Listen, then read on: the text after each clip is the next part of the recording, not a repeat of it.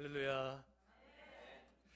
이 자리를 허락해 주신 하나님께 감사드리며 또 말씀을 전할 기회를 주신 담임 목사님과 우리 여러분들께 감사드립니다. 오늘은 고난주간 특별 새벽 기도회의 두 번째 날입니다. 어제 목사님께서 깊은 슬픔 중에 있을 때에 해야 될 겟세마니의 세 가지 도전을 알려주셨는데, 그와 똑같이 고난주간을 보내며 우리는 예수님의 고난을 묵상하고 감사하기 위해 다양한 노력을 하고 있다는 것을 알 수 있습니다. 성도님들은 고난주간을 어떻게 보내시는지요? 우리는 금식을 하기도 하고 너무 즐거운 일을 피하기도 합니다. 즉, 주님께서 우리 죄인들을 위하여서 겪으신 모든 고난을 우리가 감사하는 마음을 표현하고자 하는 것들이죠. 예수님은 십자가의 고난을 우리를 위해 기꺼이 받으셨습니다. 그의 고난을 묵상하며 회개와 감사를 드리는 것은 좋은 일이라고 생각이 듭니다. 오늘은 십자가의 고난을 받으시면서까지 우리에게 원하셨던 것 중 한 가지를 나누려고 합니다. 그 십자가 고난을 묵상하며 우리가 어떻게 살아가야 할지를 말씀드리고자 하는 것입니다. 아까 본문을 읽었었는데 첫 번째 31절 32절 한번 띄워주시겠습니까? 여기서 예수께서 이르시되 지금 인자가 영광을 받았고 하느님도 인자로 말미암아 영광을 받으셨도다. 32절 만일 하나님이 그로 말미암아 영광을 받으셨으면 하나님도 자기로 말미암아 그에게 영광을 주시리니 곧 주시리라. 제가 처음에 이 말씀을 읽으면서 여러분들과 같은 자리에 있었다고 생각이 들었습니다. 읽으면서 이해가 많이 안 가는 부분도 있었고, 뭐 일이 이렇게 서로 영광을 주고받는 일이 많은지 이해가 많이 안 갔어서 사실 본문을 바꿀까 생각을 정말 많이 했었습니다. 다만 주님께서 이렇게 영광을 강조하신 데는 다 이유가 있다는 것을 오늘 배경을 알게 되면서 여러분들도 함께 이해하실 수 있도록 하면 좋겠습니다. 사도 요한이 요한복음을 쓸 때에는 믿는 자들과 믿지 않는 자들에게 예수님께서 누구신지에 대해서 알려주기 위해서 쓴 책입니다.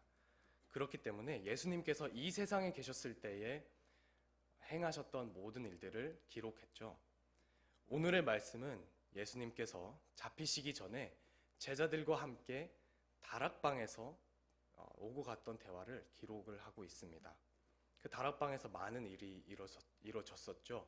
마지막 만찬도 있었고 제자들의 발 씻음도 있으셨고 또 세상을 향하여서 예수님께서 세상을 위하여서 하신 기도도 있으셨습니다. 오늘 31절과 32절을 봤을 때에 정말 요약을 하자면 두 가지가 나오는데, 첫 번째로는 하나님께서 예수님을 통하여서 영광을 받으셨다는 내용과 또 예수님께서 하나님으로부터 영광을 받은 내용이 있습니다. 이 영광은 영어 성경에서는 glorified라고 되어 있습니다. 즉 영광을 받으셨다는 것이죠. 드렸다는 게 아니라 영광을 받으셨다라는 것인데, 그러면 하나님께서 영광을 받으셨다라는 그 문장이 그게 무슨 뜻일까요? 영어 사전에 보면 to manifest, to show라고 나와 있는데, 이 glorify라는 단어를 번역해서 쓰게 된 헬라어 단어는 한 가지 의미가 조금 더 부여가 되어 있습니다. 그게 바로 어떤 사역이나 어떤 일을 함으로써 드러내다, 보여주다 라는 것을 의미하고 있습니다. 결국 예수님께서 그분께서 하신 일이 그 일을 통하여서 하나님을 높이셨고 하나님을 드러내셨다라는 것을 우리가 알 수 있는데, 그럼 예수님께서 무엇을 하셨기 때문에 하나님을 드러낼 수 있었던 것일까요? 우리 요한복음 12장 27절 28절 함께 보도록 하겠습니다. 함께 읽겠습니다. 시작. 지금 내 마음이 괴로우니 무슨 말을 하리요? 아버지여 나를 구원하여 이때를 면하게 하여 주옵소서. 그러나 내가 이를 위하여 이때에 왔나이다. 아버지여 아버지의 이름을 영광스럽게 하옵소서 하시니, 이에 하늘에서 소리가 나서 이르되 내가 이미 영광스럽게 하였고 또다시 영광스럽게 하리라 하시니. 아멘. 예수님께서 아버지께 드리는 기도였습니다. 마태복음에서 나왔던 또 심지어 어제 말씀에서 들었던 내용과 비슷하게 예수님께서는 하나님께 기도할 때에 자신의 솔직한 고백을 하십니다. 아버지, 제가 이런 일들을 하는데 좀 많이 괴롭습니다. 이렇게 주님의 인간성을 기도를 통해서 우리가 볼 수 있습니다. 하지만 주님께서는 자신의 그 마음보다 하나님의 마음을 더 따르기를 더 소원하셨습니다. 하나님의 뜻에 순종을, 또 죽음까지 순종을 하셨죠. 또 본문 말씀을 보면 반대로 하나님께서는 이제는 예수님을 높이셨다라고, 예수님께 영광을 주셨다라는 말씀을 확인할 수 있었는데요. 그러면 반대로 하나님께서는 무엇을 하셨기에 하나님께서 하신 일에 예수님께서 드러나셨을까요? 우리 에베소서 1장 20절을 한번 보도록 하겠습니다. 시작. 그의 능력이 그리스도 안에서 역사하사 죽은 자들 가운데서 다시 살리시고 하늘에서 자기의 오른편에 앉히사. 아멘. 가장 낮은 곳에 계셨던 주님을 이제 모든 일이 끝나셨을 때 하나님께서 예수님을 높이셨습니다. 하나님 우편에 앉히셨죠. 이런 점이, 우리가 이 점을 봤을 때에 하나님께서 예수님을, 또 예수님께서 하나님을 서로를 위해 주고 서로를 높여주는, 서로를 사랑하는 것을 우리가 볼 수 있습니다. 이 점이 오늘 본문 말씀에 정말로 중요하다는 점을 여러분 잠시 기억해 주셨으면 좋겠습니다.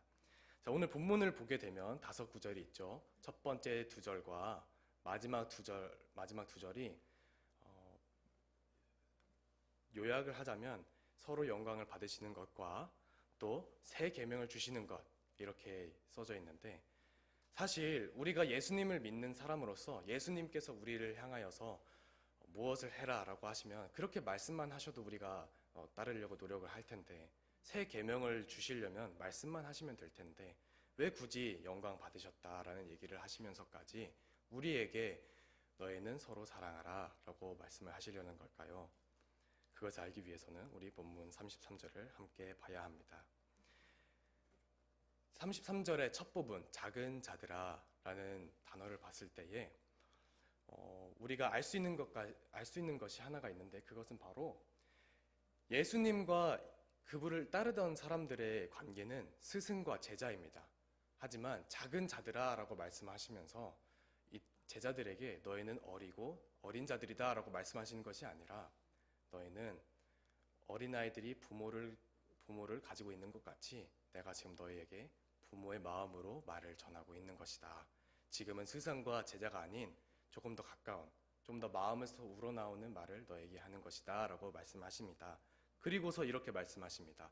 아직 잠시 너희와 함께 있겠노라 라고 하시는데, 주님께서 제자들과 세상에서 함께 할 시간이 얼마 안 남았으니 이들에게 중요한 것을 말하고 싶으셨습니다.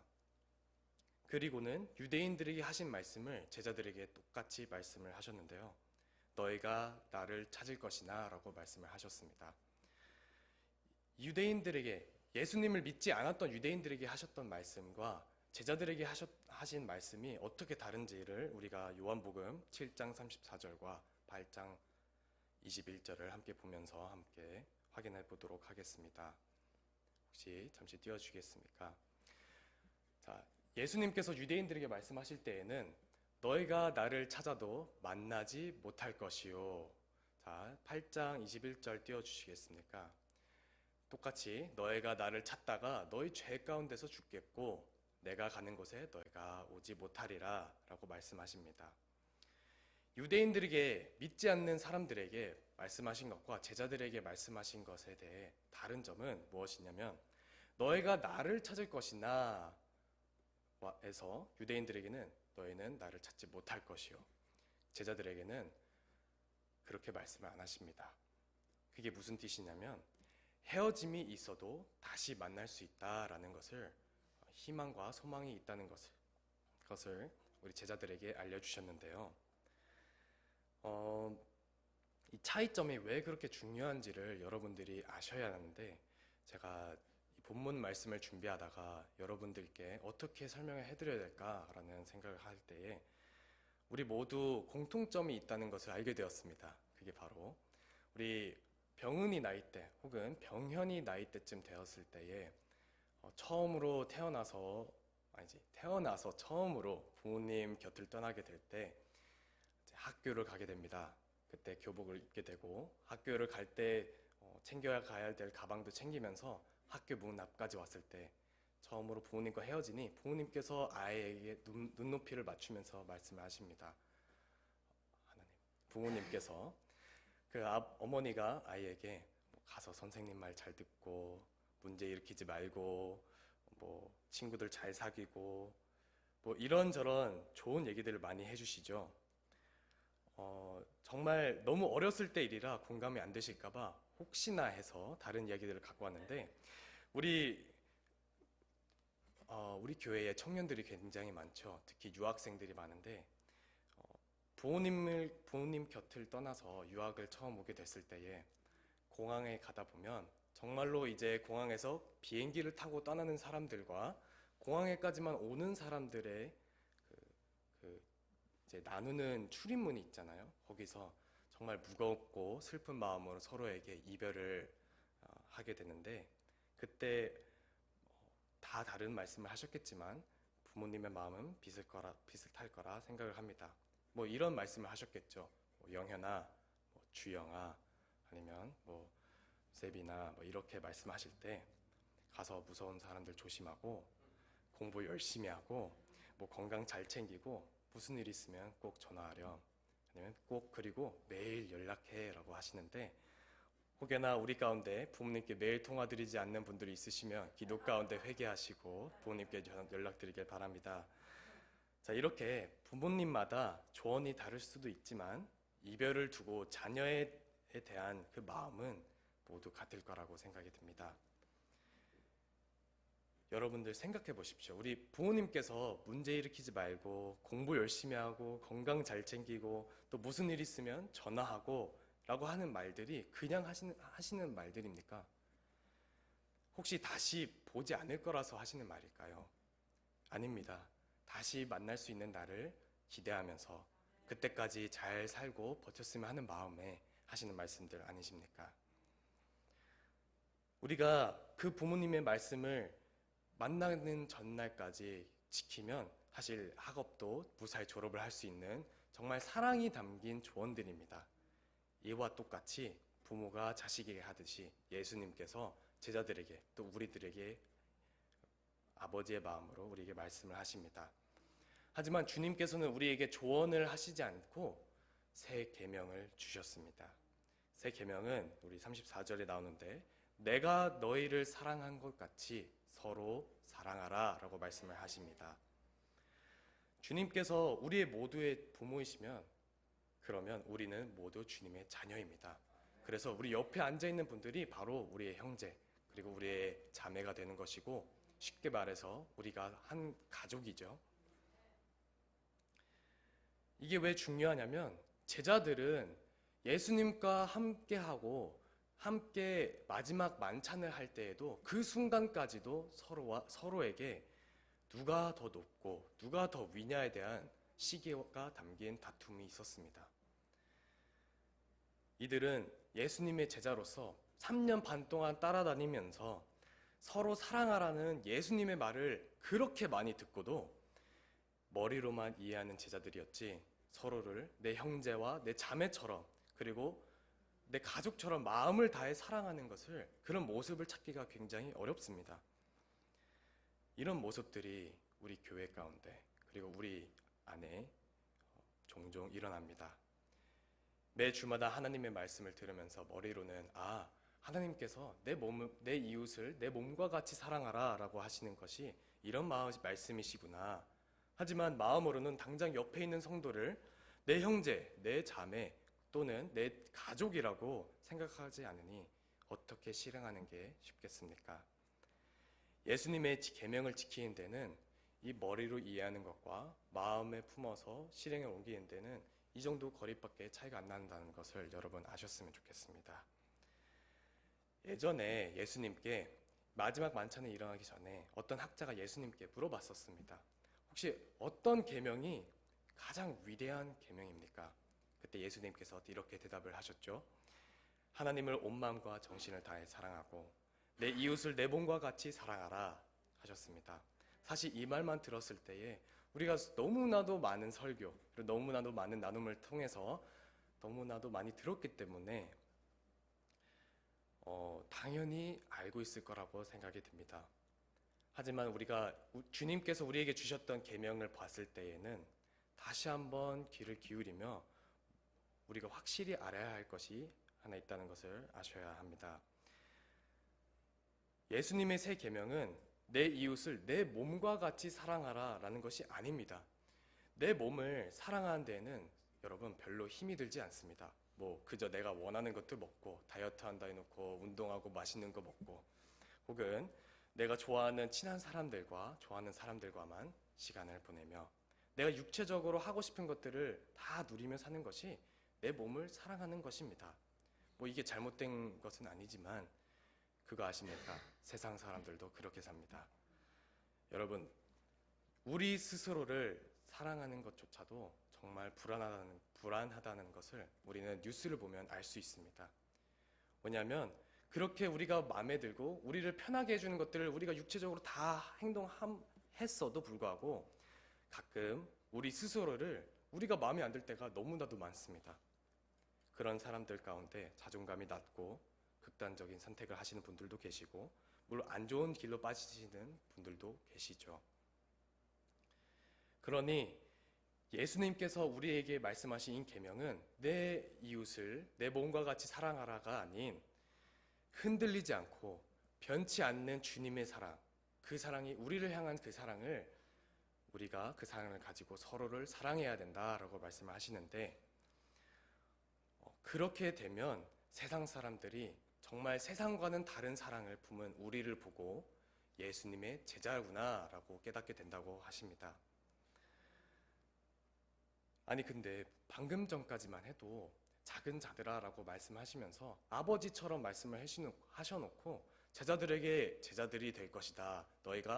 내가 너를 사랑하는 것 같이 사랑하면 너희가 내 제자가 될 것이라는 것을 세상이 알 것이다 라고 하셨는데 부모로 말씀하셔놓고 부모와 자녀 관계를 다 준비해 놓으시고 다시 또 제자로 돌아가시는 예수님의 의도가 무엇일까요? 여기서 우리와 하나님의 관계를 강조하고 싶으셨던 겁니다. 우리는 예수님의 십자가 보혈로 말미암아 우리는 주님의 종이기도 하고 주님의 자녀이기도 하고 또 주님의 제자이기도 하며 주님의 친구가 됩니다. 그래서 주님의 종으로서 우리 주님께서 시키신 일들을 무조건 해야 되며 자녀로서 아버지께서 품으신 그 마음을 우리가 우리 마음에 품어야 하는 것입니다. 또한 제자들로서 예수님께서 이 세상을 걸어가셨을 때에 걸으셨던 그 걸음, 그 발자취를 우리가 따라야 하는 것입니다. 또 주님께서 우리를 친구라고 하셨는데 진정한 친구는 무엇을 하는 친구인지 우리 요한복음 15장 13절을 함께 보며 읽도록 하겠습니다. 시작. 사람이 친구를 위하여 자기 목숨을 버리면 이보다 더 큰 사랑이 없나니. 아멘. 예수님께서는 우리를 친구라 여기시고 자기의 목숨을 내려놓으셨습니다. 우리를 위해 십자가에서 자신의 목숨을 내려놓으신 주님의 사랑을 우리가 닮길 소망합니다. 주님께서 보여주신 사랑은 십자가 사랑뿐만이 아닙니다. 정말 신기하게도 오늘 본문 31절, 32절에도 나오는데 아까 제가 말씀드렸던 중요한 점이 있다고 말씀드렸죠. 그것이 바로 하나님께서 예수님을 통해 영광을 받으셨다는 것과 또 예수님께서 하나님을 통하여서 영광을 받으셨다라는 이런 내용들이 있었는데 여기서 어떻게 사랑을 볼 수 있을까요?